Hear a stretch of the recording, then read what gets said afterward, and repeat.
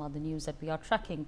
An Indian origin motel owner in Pittsburgh was shot dead at point blank range after stepping outside to check on disturbances. Police identified the victim as Rakesh Ehagaban, a 51-year-old who managed the Pittsburgh Hotel in Robinson Township. Police said the motel manager was shot in the head by Stanley Eugene West after he approached him while attempting to intervene in an alleged dispute and asked, "Are you all right?" Well, the incident comes just weeks after a 50-year-old Indian man was brutally beheaded in front of his wife and son at a Dallas motel following a dispute over a broken washing machine. It also follows the fatal shooting of another Indian national, Chandrasekhar Pole, a student who was killed while working at a fuel station in Denton, Texas. The gunman now faces charges of criminal homicide, attempting homicide, and recklessly endangering another person, the police has said. And in fact, according to reports, the attacker's actions were deliberate and unprovoked.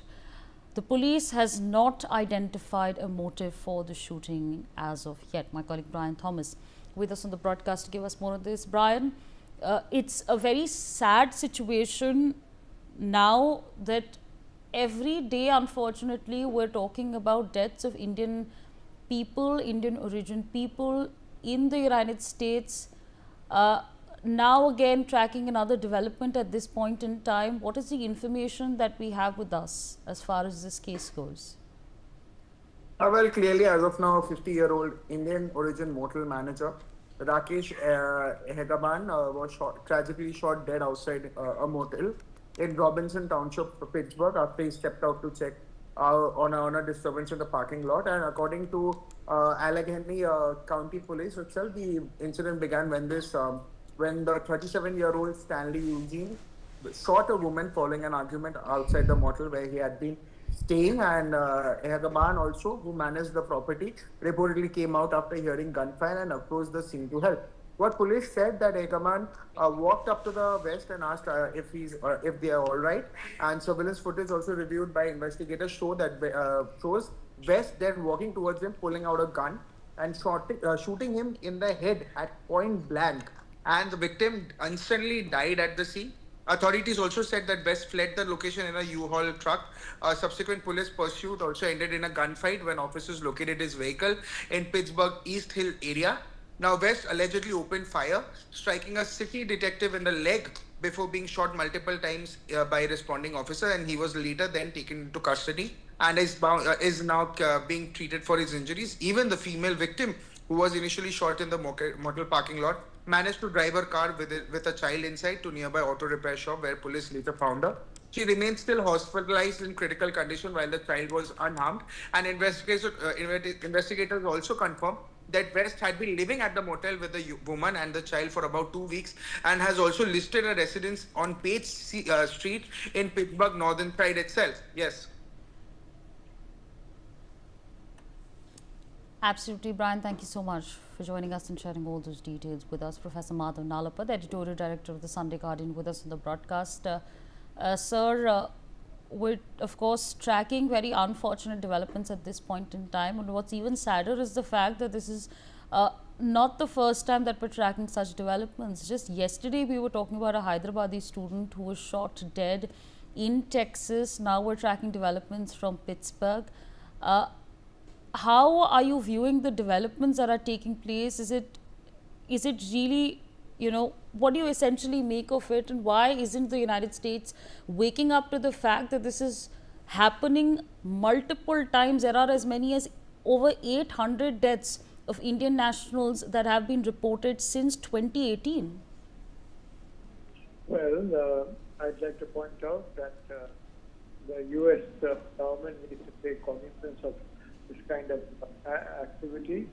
But the sad truth is that if you look at political rhetoric these days, especially on the part of President Trump, it's the rhetoric that is completely designed to make the opposition as, in fact, not of Donald Trump or the Republicans, but of the US itself.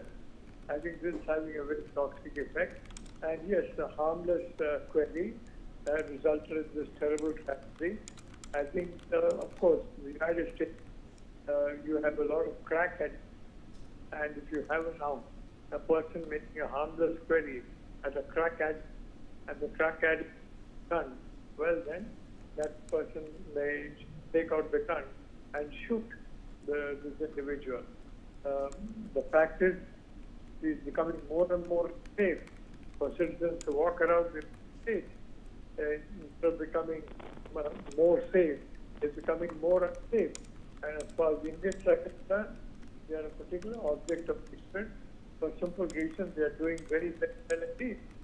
And the consequence, they accept jealousy of other ethnic groups.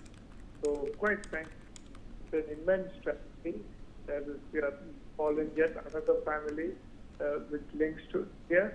And I'm sorry to say, I don't think it's going to be the last, but I do feel it's a wake-up call to stop this politics of division, and try to ensure that a civilized dialogue takes place between political parties, between competing views, so that this kind of activity is seen for what it is, frankly, an act of brute violence bordering on terrorism. Right, absolutely. With that, I'd like to thank you for joining us, sharing your perspectives. Meanwhile, we leave it there and shift our focus to some breaking news.